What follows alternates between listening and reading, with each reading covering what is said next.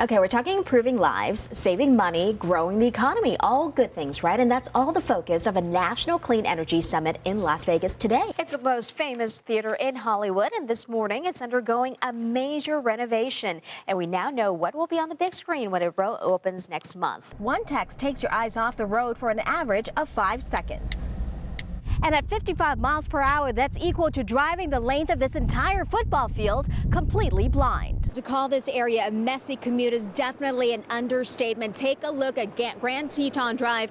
Right here in the last 24 hours has turned essentially from a roadway into a river, all thanks to that release you were talking about from a nearby detention basin. 30,000 fans packed Sam Boyd Stadium tonight for what was being called the biggest soccer game in Las Vegas history. When he said his daughter, his 4-year-old daughter, saw a regular phone with them, with like this with an actual going, what's a cord? And she's like, what's this? Why does this phone have a cord attached to it? City crews say roads like the one here near Grand Teton and Tenaya could remain closed for weeks, not just to fix the streets here in the area, but also to utilities and infrastructure left damaged by the flood. The buildings may still be standing, but the staff still has a lot of work to do when you deal with all the smoke damage in these cabins, from the beddings to the carpet to the clothes the clients left behind. They either have to be cleaned or replaced completely. First one's up here.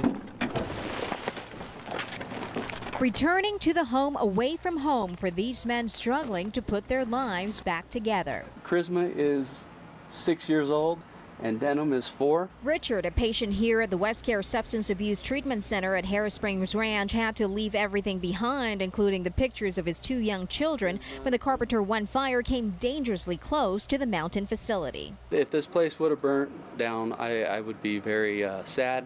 It would have been a miserable wreck. These dramatic pictures showed how firefighters work around the clock to save this facility. At one point, the flames got as close as 10 feet away from the ranch, which has been here since 1979. It was our first major fire evacuation. We've been close a couple of times, but never actually had to leave. But that's exactly what Jennifer Hilton and her staff, along with some 40 male patients, had to do to escape the flames. They returned to the ranch not sure what to expect. And these structures are all wood, so the fact that it's still standing is a miracle. The buildings may still be standing, but the staff still has a lot of work to do when you deal with all the smoke damage in these cabins, from the beddings to the carpet to the clothes the clients left behind. They either have to be cleaned or replaced completely. Home sweet home, my man. Despite the damage, one patient named John, who's battling his addiction to painkillers, says he has a lot to be thankful for. I don't know how they saved this place. I mean, looking at it, it looks like the Black Forest from like Snow White,